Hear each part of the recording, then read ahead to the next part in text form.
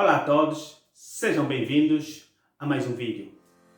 Como é do conhecimento da maioria, ainda estamos dentro da nossa série de aulas ligadas à matéria de Teoria Geral do Direito Civil, não obstante aqui, em paralelo, a doutora Cleidmira Pereira esteja a abordar sobre o direito penal. No entanto, hoje vamos incidir ou dar sequência às nossas aulas ligadas à relação jurídica e intrinsecamente às pessoas físicas. No entanto, a minha abordagem hoje vai girar em torno do domicílio. Por essa razão, convido-lhe a assistir o vídeo até ao fim e se ainda não estás subscrito, subscreva-se, deixa o seu gosto, comentários, sugestão, críticas, ativa o sino para que possa ser notificado sempre que eu subir um vídeo novo e já agora compartilhe o máximo que puder. Como sabe, eu sou o Jorge Reis e este é o Jusbia. Bem, por domicílio entende-se a circunscrição territorial ou espaço físico geográfico onde podemos localizar uma determinada pessoa. No entanto, deve estar a me questionar, mas por que estamos a abordar sobre esse tema? Bem, na verdade é muito importante abordar sobre a questão do domicílio, porque é ele que nos vai servir essencialmente para localizar as partes dentro de um determinado processo, quer civil, quer penal. No entanto, é bom que acompanhe e desfrute ao máximo esta aula de hoje, para que quando possamos abordar sobre o processo civil, essencialmente, possam ter luzes, bases, para poderem determinar qual é o domicílio de uma das partes, qual é o lugar onde vamos notificar as partes, qual é o lugar onde vamos fazer a citação e, no entanto, todos os outros atos processuais é muito essencial que antes mesmo conheçamos efetivamente ou abordamos sobre este tema ligado ao domicílio. Bem, domicílio, antes de ser domicílio, nós devemos abordar sobre algumas questões ligadas à sua essência, ou seja, não podemos de maneira nenhuma confundir o domicílio com moradia. Moradia é todo aquele lugar onde nós podemos descansar. Ou seja, a própria palavra moradia vem de morar ou moros, que significa descansar. Daí que muitas vezes nós vamos ligar também a própria palavra moradia à questão de morosidade, ou seja, lento, descanso. Por essa razão é que quando está a apreciar este vídeo, algumas vezes também moras ali, ou seja, descansas em função da morosidade dos mesmos vídeos. Então, morosidade ou moradia não podemos de maneira alguma confundir com o próprio domicílio. Por quê? Porque moradia vai ser um lugar onde nós pretendemos descansar. Vamos supor que alguém está a viajar de uma província para outra e, no entanto, tem necessariamente de descansar em um lugar. E desse descanso poderá ser na casa de um amigo, poderá ser num hotel, poderá ser numa hospedaria, e então aquele ato concreto vai se designar morar. Portanto, não podemos confundir essencialmente moradia com residência ou domicílio. Não obstante a isso, a própria moradia poderá também chegar a ser uma residência. E quando é que passa a ser residência? Passa a ser residência quando nós escolhemos um lugar para morar de forma habitual ou sequenciada. Ou seja, ficamos ali um determinado período de tempo e, no entanto, passamos a considerar aquele lugar não mais como uma simples moradia, mas passa a ser nossa residência. No entanto, a residência também não vai se confundir essencialmente com o domicílio, porque para que nós possamos considerar alguma coisa como domicílio, deve existir um elemento essencial. Para além de nós querermos habitar de forma habitual num determinado local, num determinado lugar, é necessário também que nós escolhemos aquele lugar como definitivo, ou seja, nunca mais nos vamos dali sair. Atenção, nunca mais entre aspas, porque algumas vezes nós podemos efetivamente mudar de residência, mudar de moradia. No entanto, a partir do momento em que eu saio de uma província e vou para outra província, simplesmente para estudar, na intenção de regressar, ali, aquela nova província vai ser a minha residência, não essencialmente o nosso domicílio ou o meu domicílio, passará simplesmente a ser minha residência. Mas a partir do momento em que eu tenho a convicção de que vai ser naquele lugar onde eu quero fazer a minha vida definitivamente, consideraremos então aquele lugar como a minha, ou seja, o meu domicílio. É nesse sentido que devemos aqui retirar as seguintes ilações. Moradia vai ser um lugar para descanso e, no entanto, passará a ser residência a partir do momento em que eu torná-lo habitual, e será domicílio, essa residência passará a ser domicílio a partir do momento em que eu tenho a convicção de que vai ser definitivo. Então, são estes três elementos que normalmente devem se ter em conta para chegarmos ao conceito de domicílio. Como eu já disse anteriormente, vai ser o espaço ou a circunscrição territorial onde podemos localizar as pessoas. Nesse contexto, vamos agora analisar em termos práticos e jurídicos como é que este domicílio se vai desdobrar.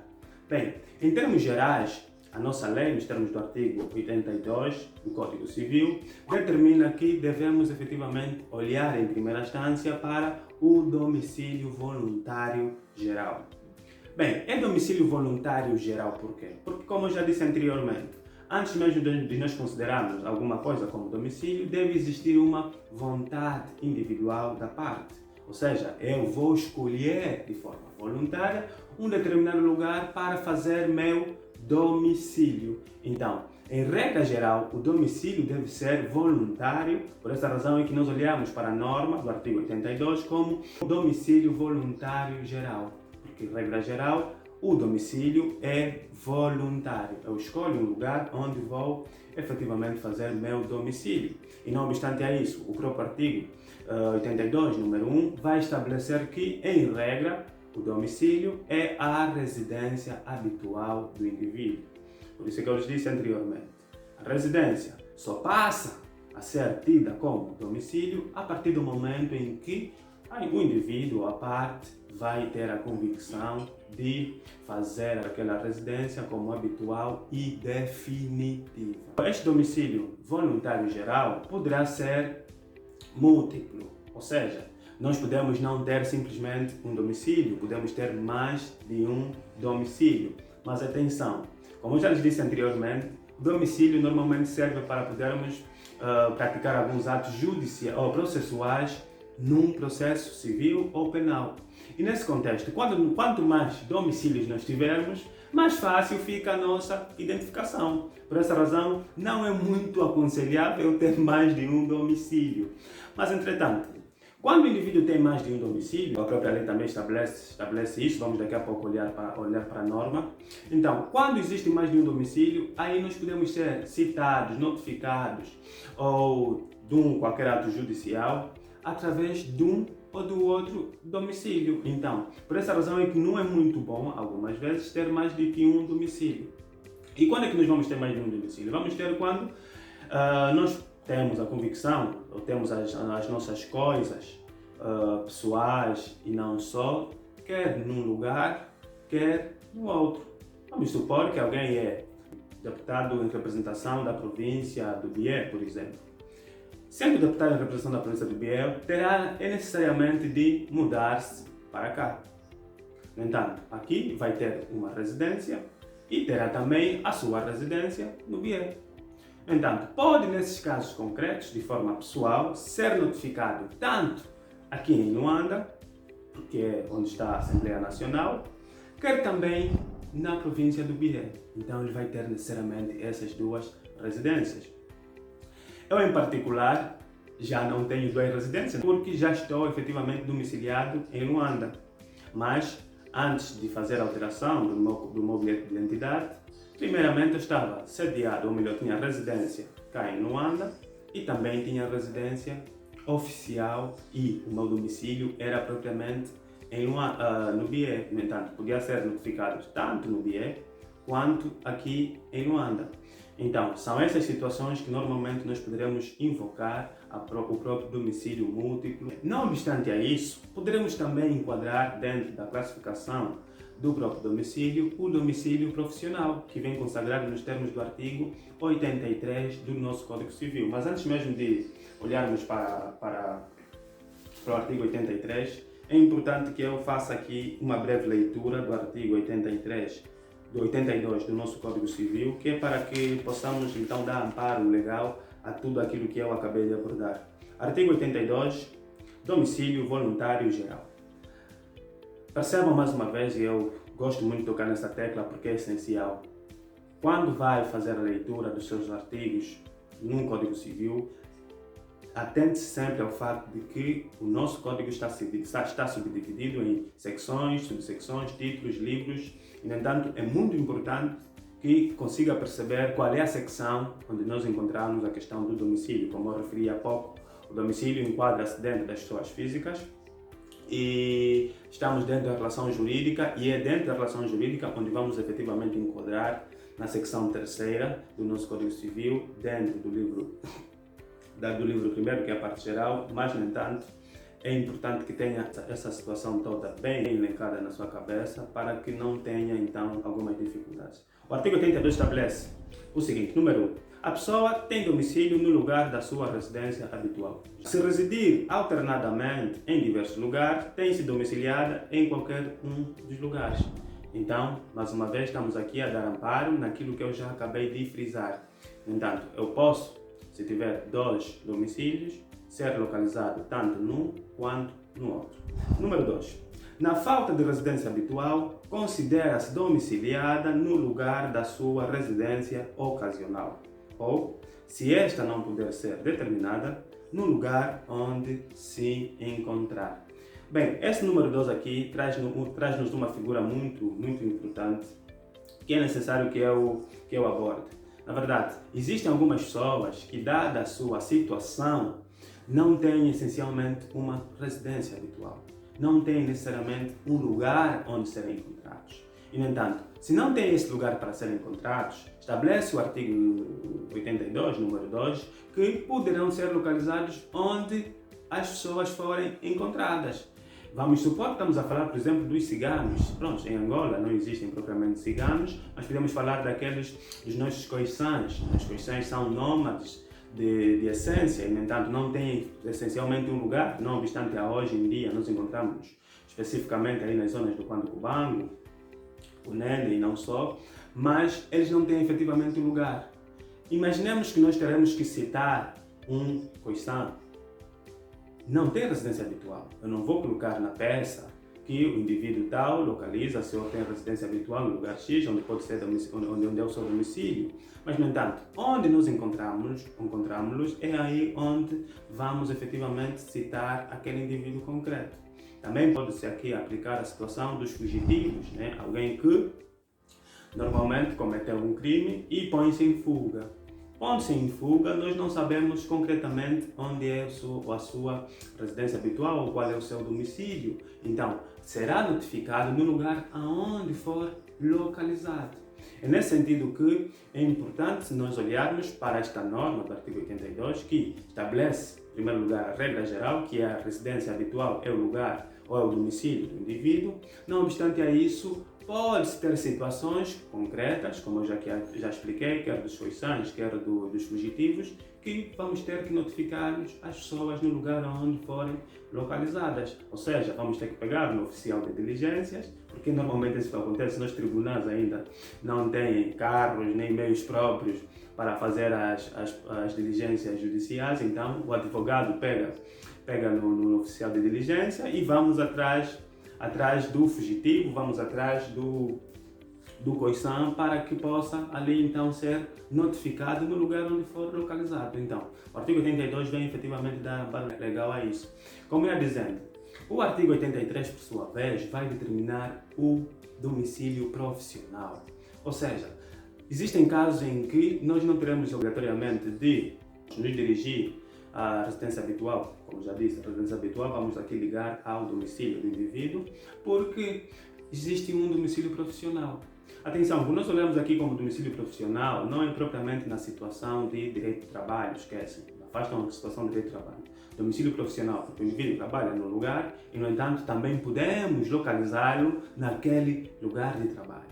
Também porque existem algumas situações em que a própria pessoa que comete um determinado ato ilícito quer proteger não só a sua privacidade, mas também a da sua família. Então, prefere que, para esse tipo de situações, para notificações judiciais, não só, seja notificado no seu lugar de trabalho, que vai ser então o seu domicílio profissional, porque ela assim entende. No entanto, Poderemos também notificá-lo na sua residência habitual, mas ela escolhe que seja notificado no domicílio profissional, ou em alguns casos nós não conhecemos no seu domicílio voluntário, então vamos notificá-lo no domicílio profissional. Existem algumas situações em que o indivíduo a sair do serviço vai e embate contra a viatura do indivíduo, de um outro indivíduo. Nesse sentido, aquela pessoa lesada não tem efetivamente conhecimento da residência habitual ou do domicílio voluntário da pessoa que embateu contra si. Então, como viu que o indivíduo saía de um estabelecimento profissional, vai então citar ou notificar o indivíduo através do seu domicílio profissional. O artigo 83 vai dar amparo legal àquilo que acabamos de frisar, estabelecendo o seguinte. Artigo 83, domicílio profissional. Número 1.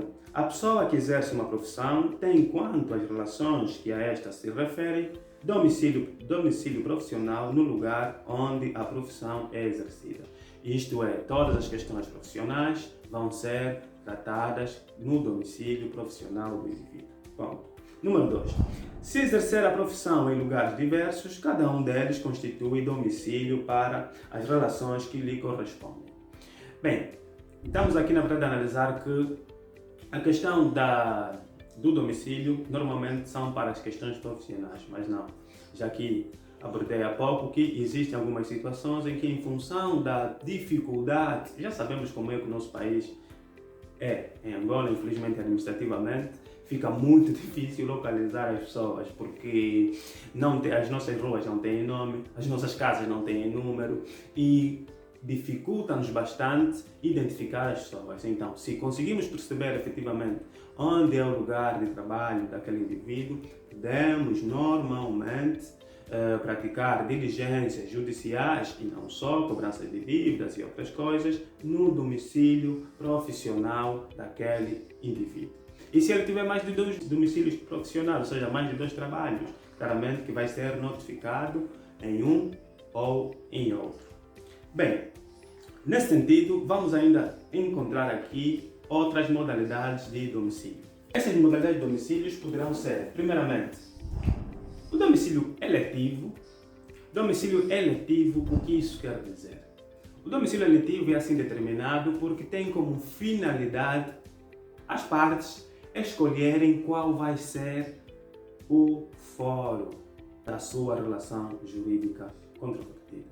Ou seja, A e B celebram um contrato de qualquer natureza, como venda, prestação de serviço ou outro, e, no entanto, estabelecem neste contrato, por isso é que é eletivo, é convencional, as partes convencionam essencialmente que, para um possível litígio a decorrer na celebração daquele negócio, vai ter como foro o Tribunal Provincial da Gabela, por exemplo.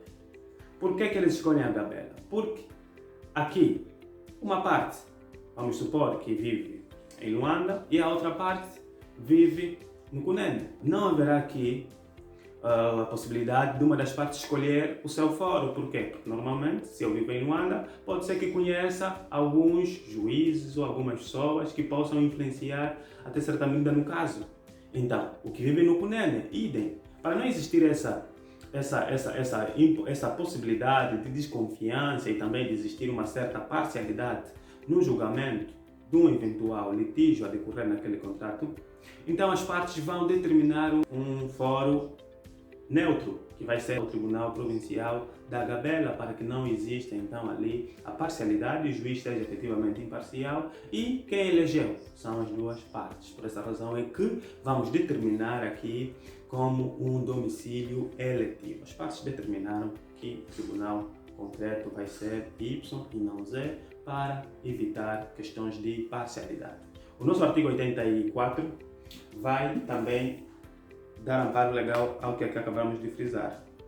Artigo 84, que estabelece o seguinte. Artigo 84. Domicílio eletivo. É permitido estipular domicílio particular para determinados negócios, contanto que a estipulação seja reduzida a escrita. Como já dissemos, tem que existir efetivamente um contrato de forma escrita, porque verbalmente não podemos determinar onde é que vai ser o fórum.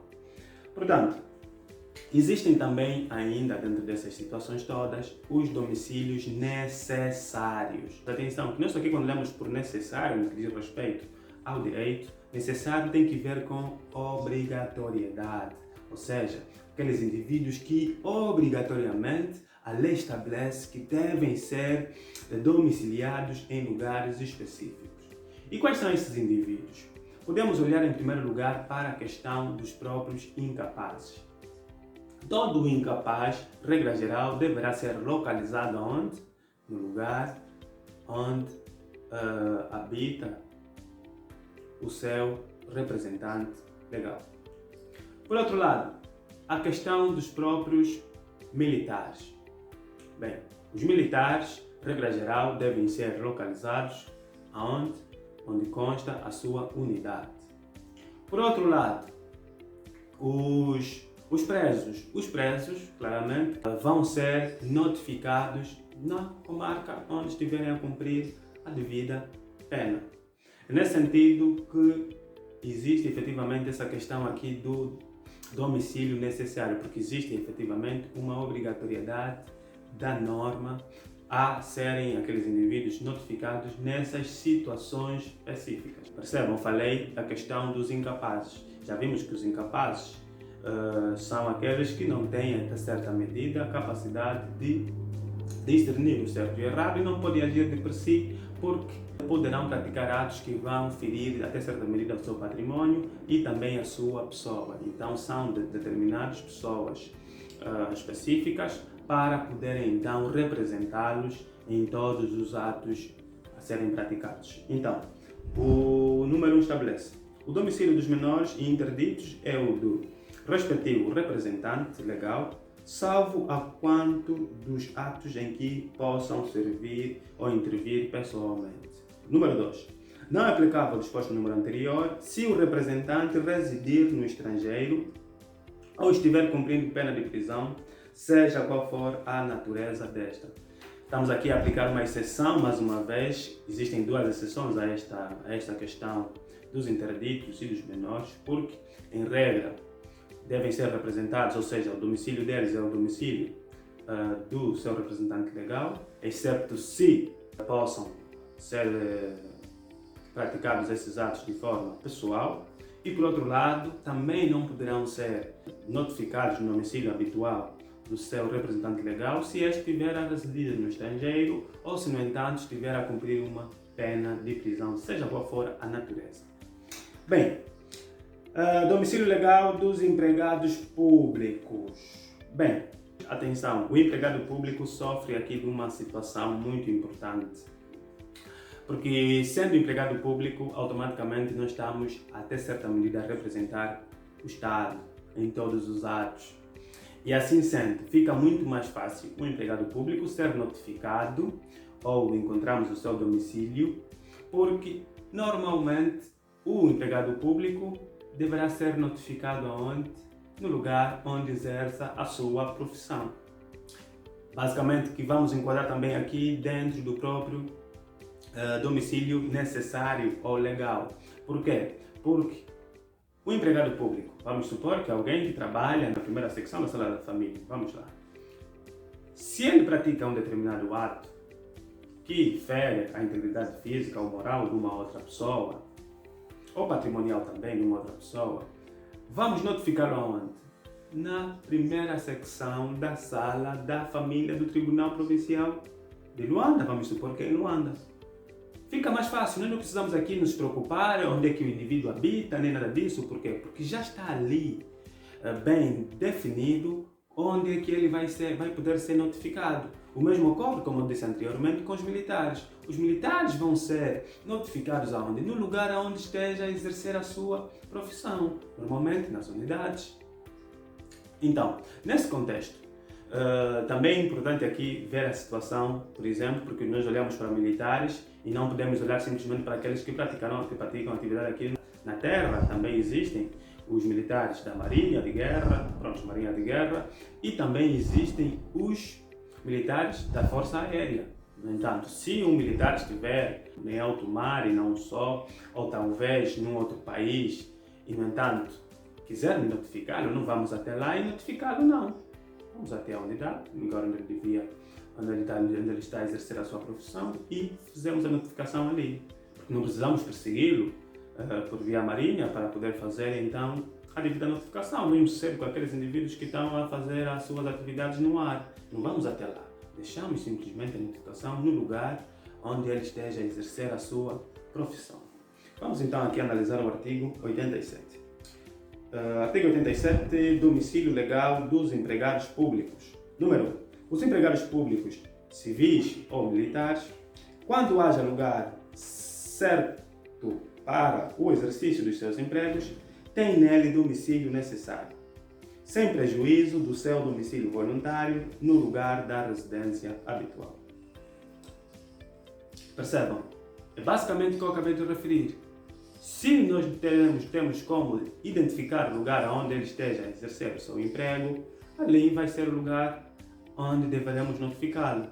Claramente que não podemos deixar de parte a possibilidade de notificá-lo no lugar da sua residência habitual. É basicamente isso que podíamos encarar relativamente a essas questões do necessário e do voluntário, mas podemos agora olhar aqui para a questão do próprio domicílio legal dos agentes diplomatas. Bem, os agentes diplomatas sabemos nós que são todos aqueles que normalmente trabalham nas nossas embaixadas.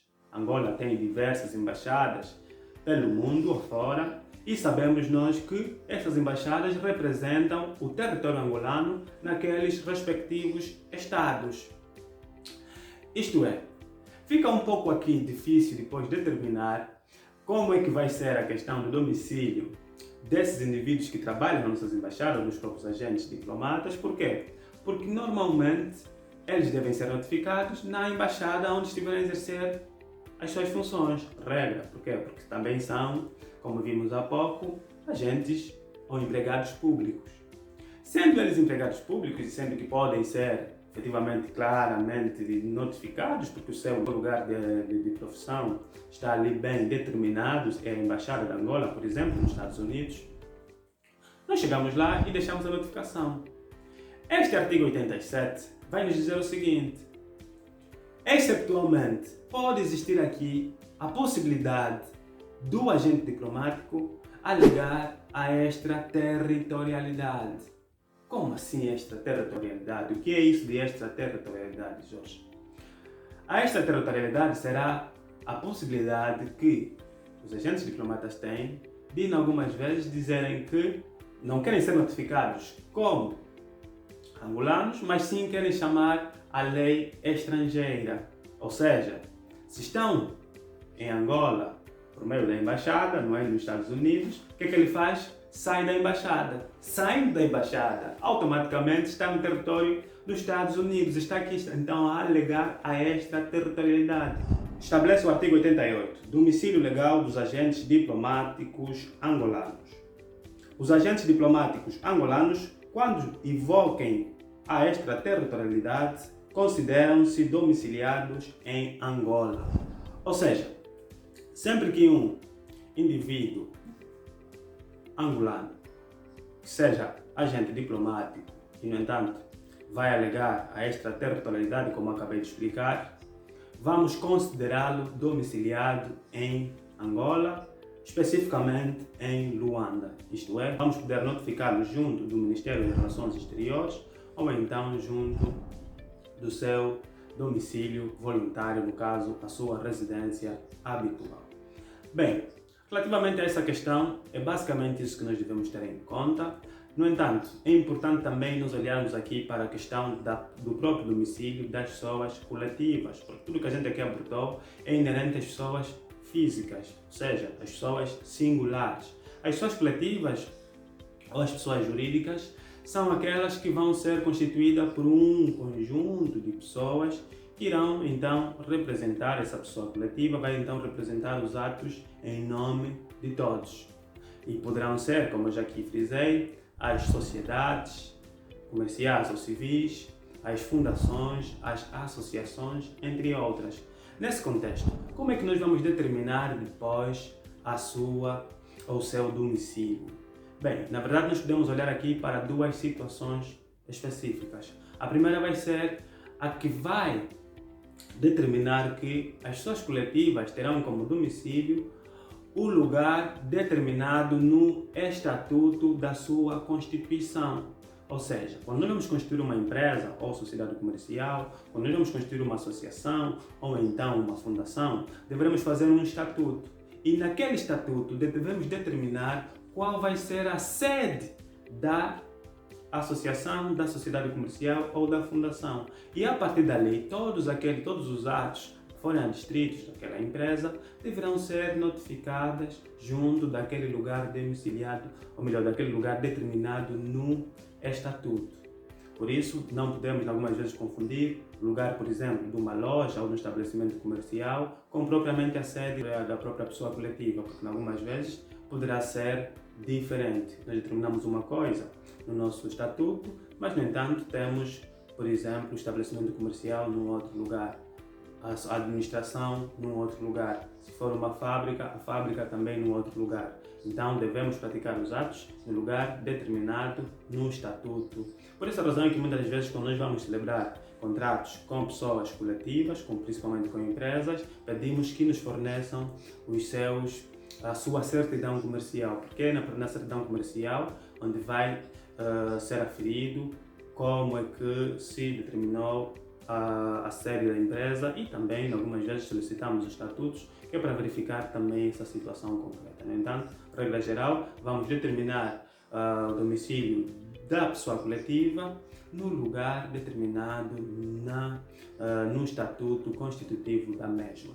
Por outro lado, podemos determinar também este domicílio com base naquilo que nós vimos há pouco, quanto ao domicílio eletivo. A sociedade comercial que vai celebrar alguns contratos poderá algumas vezes eleger, juntamente com a outra parte, um lugar onde se vai dirimir um possível litígio que poderá adstrir daquela relação jurídica. E, no entanto, vai determinar este fórum e será um fórum eletivo. Portanto, as suas coletivas podem ser determinadas tanto de forma eletiva quanto naquele lugar onde for determinado no seu estatuto constitutivo. Bem, em suma, é basicamente isso que nós podemos olhar quanto à questão do próprio domicílio.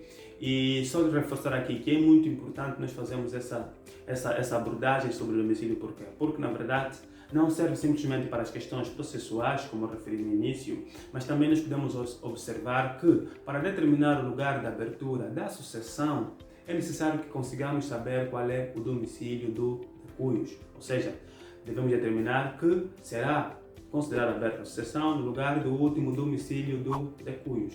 Portanto, é importante olharmos para essa situação.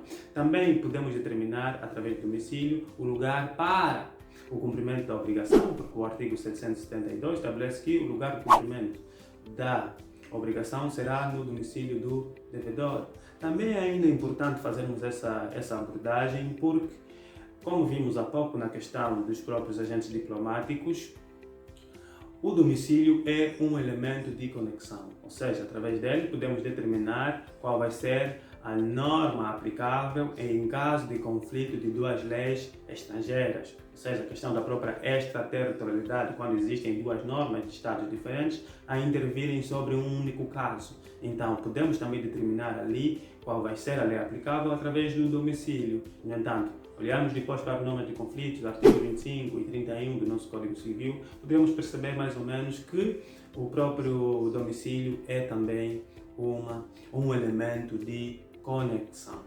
Bem, é muito importante olharmos para esse estudo e basicamente é tudo quanto eu tinha preparado para hoje. Espero eu ter sido claro e coerente na explicação. Em caso de dúvidas, já sabe, tem as minhas redes sociais na descrição, ou se preferir, deixe as dúvidas nos comentários. Convido-lhe também já agora a olhar para a nossa playlist ligada à matéria de Teoria Geral do Direito Civil, porque tenho notado que muita gente tem tido dificuldades em encontrar os nossos vídeos, mas é muito simples. Basta clicar aqui, vai aparecer o card relativamente à nossa playlist ou lista de reprodução ligadas unicamente à matéria de Teoria Geral do Direito Civil e vai ver desde a primeira aula até esta última aula. Portanto, espero eu que tenha gostado do vídeo, espero eu que esteja cá sempre, porque nós fazemos os vídeos com toda a dedicação para poder agradar. Bem, agradeço mais uma vez pela sua atenção e pelo tempo dispensado. Espero por si num próximo vídeo. Como sabe, eu sou o Jorge Reis e este é o Jusbia.